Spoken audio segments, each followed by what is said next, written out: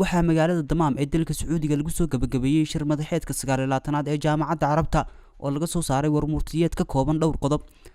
madaxda Jaamacada Carabta ayaa khudbadooda diiradda ku saaray xaaladda ka jirta caalamka Carabta, qadiyadda Falastiin, colaadda Yemen iyo Liibiya. sidoo kale hogaamiyaasha Carbeed oo ka hadlay shir madaxeedka ayaa iyaguna khudbadooda ku xusay arrimaha Soomaaliya, sheegayna in mar walba garab taagan yihiin dawladda Soomaaliya iyo shacabka Soomaaliyeed. war-Murtiyeedka laga soo saaray shirka ayaa qodob ka mid ah lagaga hadlay xaaladda Soomaaliya, iyadoo lagu shaaciyay in Jaamacada Carabta ay sii wadayso taageerada ay siiso dawladda Soomaaliya sidii ay dib ugu soo celin lahayd xasiloonida nabadda iyo dagaalka ay kula jirto argagixisada iyo xoojinta hay'adaheeda.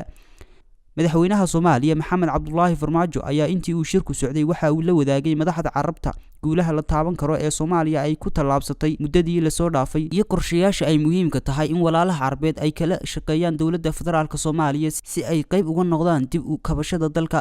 dhammaan muxuu ahay madaxda Carbeed iyo boqorada iyo mas'uuliyiintii ka soo qayb gashay waxay dhammaayeen ilaa 15 dawladood ayaa madaxda timid gudoomiye baarlamaan iyo ra'iisul wasaare iyo 4 qof bay ahaayeen. inta kale madaxweynayaal iyo boqorro ayay ahaayeen. si aad heer sare ah ayaa looga soo qayb galay. khudbadda madaxweynaha waxaa ku jirtay Soomaaliya heerka ay marayso, dhibaatooyinka hortaagan, in baahida ay u qabto taageero mid amni iyo mid dhaqaale iyo mid muxuu ahay siyaasadeedba in la dhiirigeliyo sida uu qabto.